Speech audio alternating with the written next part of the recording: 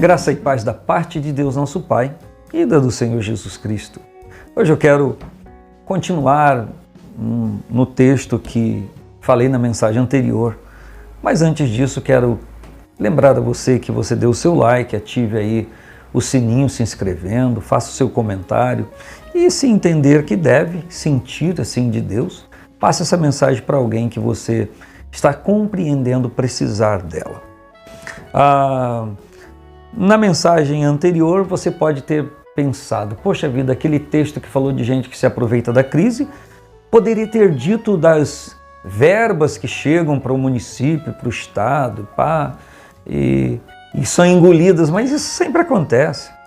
Sempre acontece. Então eu não quero falar sobre isso porque o propósito nosso aqui não é esse, o propósito nosso é outro. Então hoje eu quero falar de passos que você pode dar, que nós podemos dar para que haja restauração de coisas na nossa vida. Porque eu quero lhe lembrar, essa pandemia vai passar, a epidemia vai passar, vão vir outros problemas algum tempo depois, mas vai passar. E o que eu e você temos que fazer para agirmos nesse momento de crise? Há muitas coisas que nós podemos fazer. E eu quero aqui compartilhar com você de algumas coisas que nós podemos fazer. Estou ainda no livro de Neemias, e tão somente para tomar como base eu vou ler o versículo de Neemias 1:4, que eu inclusive fiz menção na mensagem anterior. Neemias disse, ouvindo essas palavras de terror, de desgraça, assentei-me, chorei, lamentei por alguns dias e estive jejuando e orando perante o Deus dos céus. Então, o primeiro propósito, o primeiro passo que alguém dá para reconstruir alguma coisa é buscar o conselho de Deus, é buscar o conselho do Senhor, é saber o que Deus pensa sobre aquilo, porque quando eu passo a orar, focando algo, o Espírito de Deus vai me trazer entendimento não só do que devo fazer, mas a razão pela qual aquilo que está acontecendo. E no capítulo 2, versículo 4, ele diz, orei ao Deus dos céus, eu clamei ao Deus dos céus, porque quando eu clamo a Deus eu entendo que o recurso vem de Deus para solucionar algo que está acontecendo na terra. Segunda coisa importante que Neemias fez, ele abriu mão de coisas. Ele era copeiro do rei, o capítulo 1, versículo 11 diz isso, e ele abriu mão daquela situação, ele saiu da sua zona de conforto para ir em socorro a quem estava precisando. Ele não se aproveitou da situação, ao contrário, ele se sensibilizou e foi movido com misericórdia em relação àquelas outras pessoas. Então é preciso abrir mão de coisas. Existem pessoas que estão contabilizando perda, eu estou perdendo, enquanto tem gente que está perdendo a vida. Então, em nome de Jesus, se nós queremos restauração, nós temos que pensar em propósito. Terceira coisa, ninguém que busca restauração de algo deixa de correr riscos. É preciso correr riscos. Capítulo 2, versículo 2 de Neemias diz que ele temia muito por conta daquilo que estava acontecendo. Mas não obstante ao fato dele temer, dele correr riscos, ele não pôs o seu pé atrás.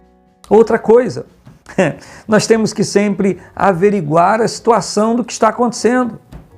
A Bíblia diz no capítulo 2, versículo 13, que ele viu que as portas estavam queimadas a fogo. Se eu não souber exatamente do que está acontecendo, eu vou tomar atitudes boas, porém erradas, não boas para aquele momento. Elas são boas, têm bons princípios, mas elas não são eficazes. Então eu preciso parar para ver isso.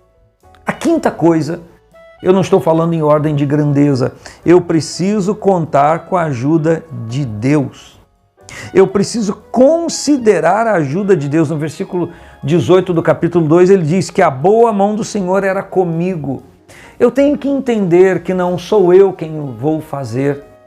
Eu tenho que agir? Tenho, no plano horizontal, claro, mas eu tenho que contar com aquilo que vem de cima, com aquilo que vem de Deus para resolver situações, para orientarem nas melhores decisões. Eu preciso dessa ajuda de Deus. Sexto, eu tenho que ser corajoso. Você tem que ter coragem. O capítulo 2, versículo 10 e 11 diz que ele encara o problema de frente, ele não se exime ao problema, ele não exerce fuga do problema, ele não se esquiva, ele não pega tangente, ele encara o problema de frente. Ele enfrenta o problema. Então, para que haja restauração e propósito de restauração, isso não pode ser omitido.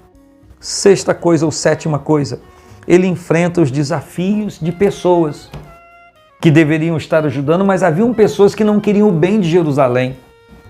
Você acha que todo mundo está querendo o bem das pessoas? Olha aqui, ó.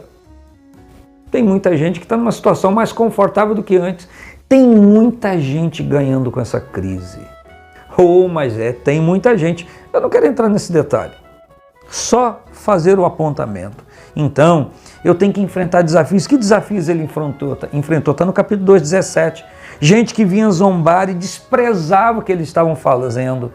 Gente que zombava e desprezava, porque eles não queriam que nada mudasse, porque aquilo lhes era lucrativo continuar da forma como estava. Assim como tem gente trabalhando para restauração e reconstrução, existem gente que torce para que tudo esteja o mais terrível, a mais terrível catástrofe e desolação, porque lhes é lucrativo.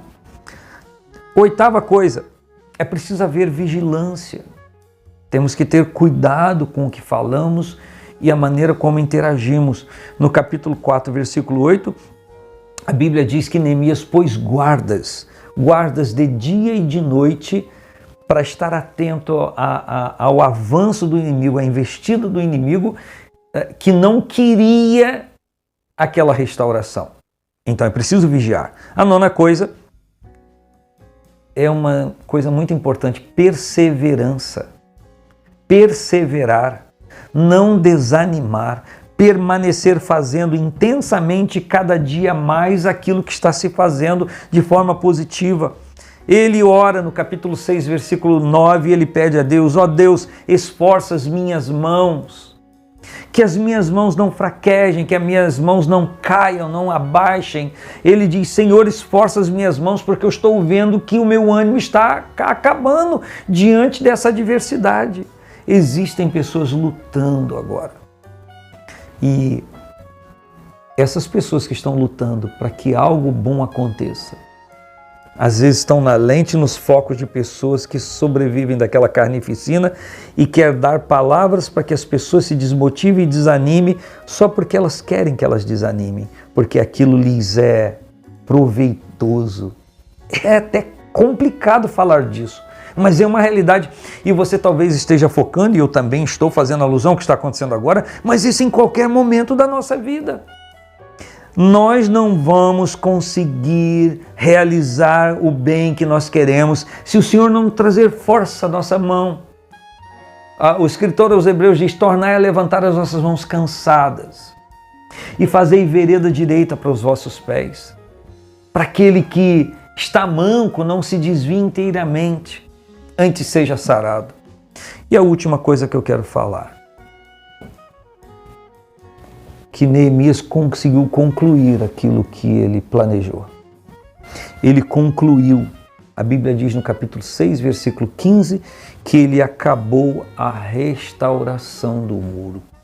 Então, eu quero dizer, tudo isso vai ser completado. Tudo isso vai ser vencido.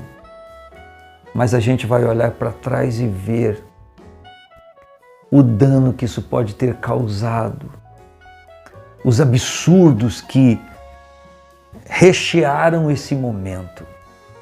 Que eu e você estejamos dentro de um projeto divino e que não nos envolvamos com isso. Atenção, você que diz que teme o Senhor, você que diz que crê na palavra de Deus e está se beneficiando com essa crise, está onerando esta crise, está trazendo mais peso sobre aqueles que estão sendo assolados. O Espírito de Deus não está em você. O que está em você é um espírito de sanguessuga, não de Deus. Não venha aqui querer dizer que é Deus que está agindo na sua vida. Não. É outra coisa bem diferente.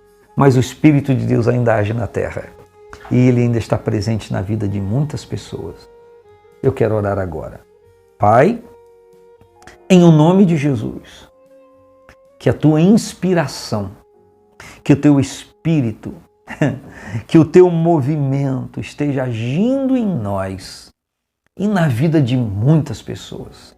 Principalmente, Senhor, na vida das autoridades, do presidente da República, dos seus ministros, no Supremo Tribunal Federal, no Superior Tribunal de Justiça, na casa dos senadores, na casa da Câmara Federal, das estaduais, dos governadores, dos prefeitos, nas câmaras dos vereadores, Senhor, toca com a tua mão. Nós repreendemos em nome de Jesus Cristo esse espírito mau e declaramos que há no meio dessas pessoas muita gente que quer ouvir o Senhor e quer fazer a coisa direita. Nós oramos para que esses, Senhor, sejam levantados com autoridade.